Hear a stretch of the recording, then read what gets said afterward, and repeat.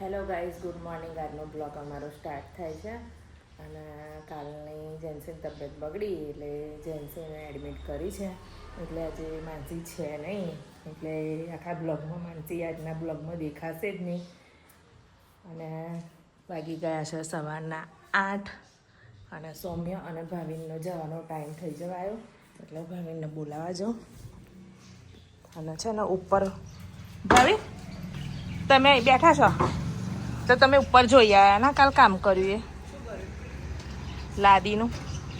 હા, હું પછી નથી જોવા જ નહીં ગઈ નહીં વૃક્ષા, પછી નહીં જોવા માટે ગઈ.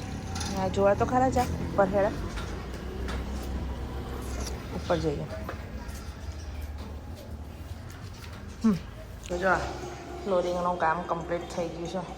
હવે આજે છે ને જે આ સાઈડો છે ને સાઈડો અહીંયા લાદીઓ મારશે. કયા? ના ના, એ નહીં આવે. આના પટ્ટા જ આવશે. આ વ્હાઈટ છે ને આના પટ્ટા જ આવશે. બોલા, હવે કેવું સરસ લાગે છે નહીં? કલર હવે વિચારીએ કયું કરાય. જો કેવી સરસ દેખાય છે નહીં? આ વ્હાઈટ કેમ મારી ઉજાસ મારે ને એટલે મરાવડાય વ્હાઈટ. ત્યારે સરસ લાગે ને પપ્પા? એ જ છે. નહીં ઊંચું નહીં કરવા દીધું નહીં પપ્પા? ઊંચું કરાવે જ ને તો ભાઈનાની હાઈટ છે ને, દરવાજાની હાઈટ એ ઓછી થઈ જાય તેમ. હા, એટલે સહેજ ઉમરો સહેજ ઊંચો મિક્સ આ સાઈડ કરીએ ને એ રીતનું ભાવે. આ છે ને ઉમરો, જો આ ઉમરો સહેજ ઊંચો રાખ્યો. પાણી વરસાદનું આવે ને એટલા માટે. તમે તો આયા જ નહીં હે ને જોવા માટે. તમારા ભાઈન પટેલના છે ને ટાઈમ જ નહીં મળતો.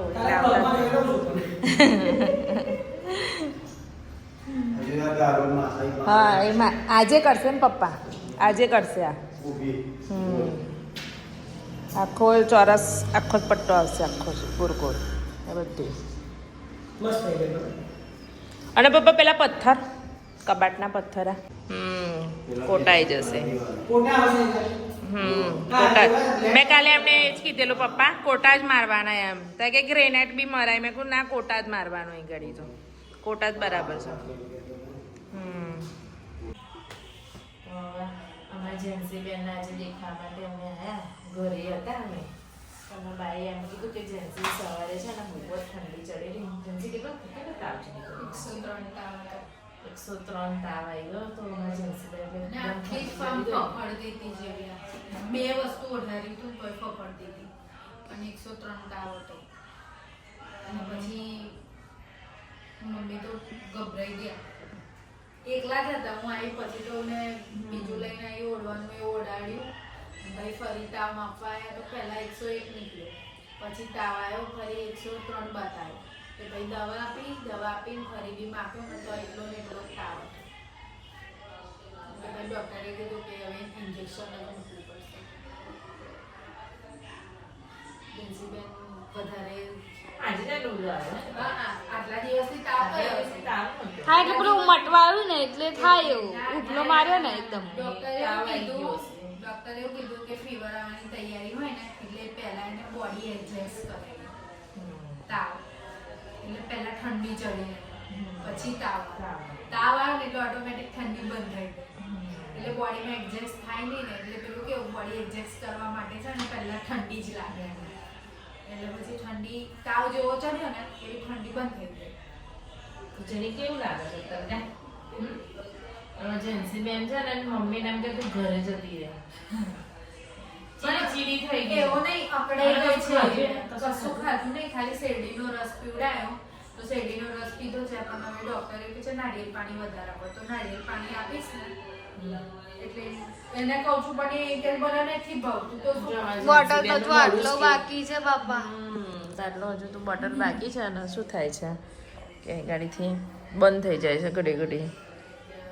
જેન્સી હાથ હલાય કરતી હશે ને એટલે બેટા ઘેર નહીં આવવાનું બોટલ ચડે એટલી વાર વેલું? વોશરૂમ બી જવું હોય એટલે વોશરૂમ જાય ને એટલી વાર બોટલ લઈને જાય ને એટલે પેલો હાથ હલે ને વધારે હા, એના એટલે. લીધે બંધ થઈ જાય છે બોટલ બાપરે મેં કઈ જાવ છો એ આગળ આગળ આટો મારવા જાવ છો એમ? બરાબર અને અમારા કાયુભાઈ શું કરો છો તમે હે કોઈ ઘર બનાવો છો એ શું કર્યું ઘર બનાવ્યું ઓહો ઘર તો જો કેવું સરસ બનાવ્યું છે જો રોબર્ટ ઉભો રહ્યો છે ને ગેટ બનાવ્યો છે ને ગાડી કઈ પાર્કિંગ કરી કઈ છે કઈ પાર્કિંગ કરી હે ઓહો ગાડી બી પાર્કિંગ કરી દીધી છે જો આ કોને સોમે બનાવ્યું એટલે સોમી ભૈયાનો બી ફાળો છે આમ ઘર બનાવવામાં હા એવું એ સ્પાઈડીનું ઘર છે એમ કઈ છે સ્પાઈડી અરે આઈ દિવસ સ્પાઈડી છે ને ની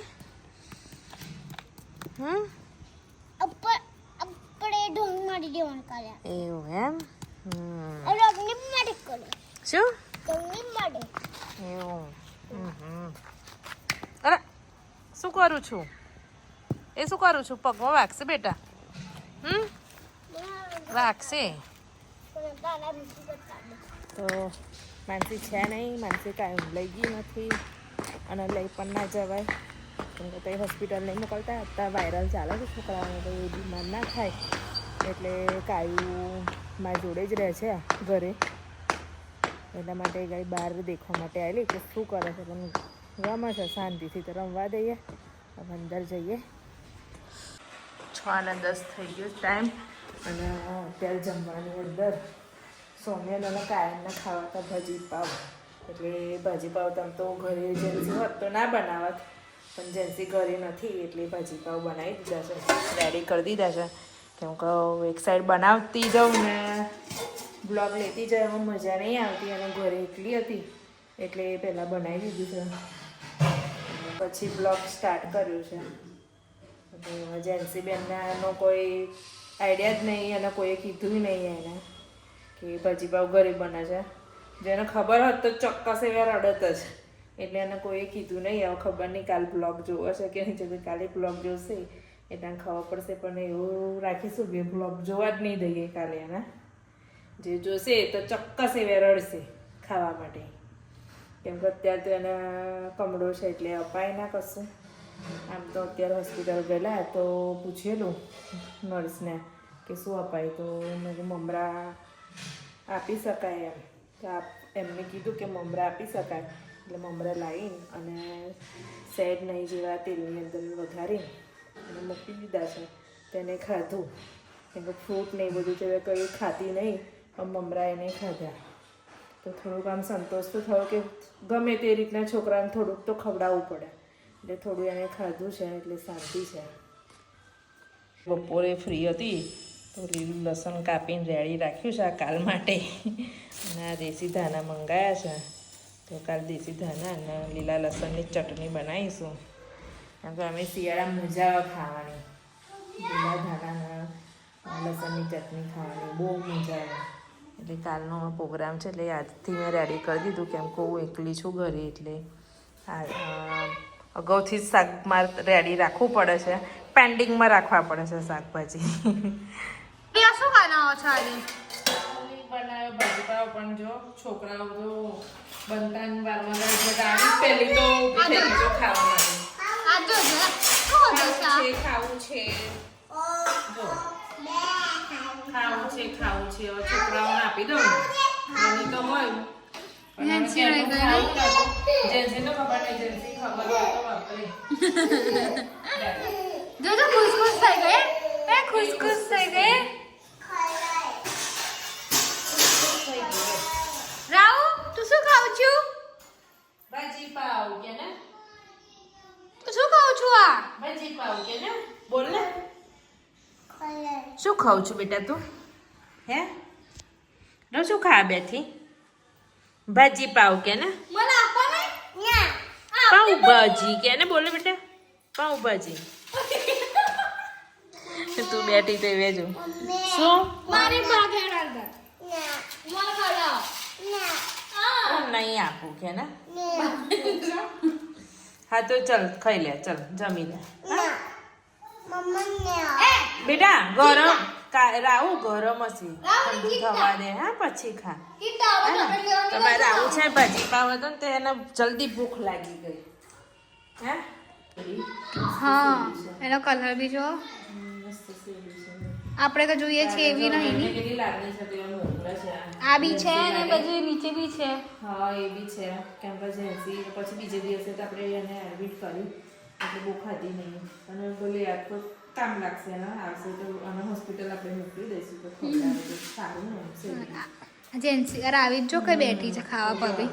કેટલી લાગણીના ચિંતા હતી તો એમને શેરડી મોકલી કે હા. શેરડી મોકલે તો વિનાયન મમ્મી થેન્ક યુ અને વિનાયન બી થેન્ક યુ જેન્સી વતીનું થેન્ક યુ ને અમે પણ થેન્ક યુ કહે છે આખી ફેમિલી કે ચલો આટલી છોકરી માટે તમે ચિંતા કરી એટલા માટે તો ચલો આની જોડે જોડે આપણે બ્લોગનો પણ એન્ડ લાવીએ છીએ તો આજનો મારો બ્લોગ સારો લાગ્યો હોય તો લાઈક શેર સબસ્ક્રાઈબ કરજો આવા પણ સબસ્ક્રાઈબર છે અમારા કે આ રીતનું ચિંતા રાખે છે ભાઈ ફેમિલીની અને એવા એમ કહેતા હતા કે અમને તો તમારો બ્લોગ જોયા વગર હું પણ નહીં આવતી એમ કહેતા હતા અને આ ઘરે બોલાય કરે છે પણ જઈશું આપણે ટાઈમ લઈને જ્યારે જેન્સી કમ્પ્લીટ થઈ જશે તો અમે ચોક્કસ આવીશું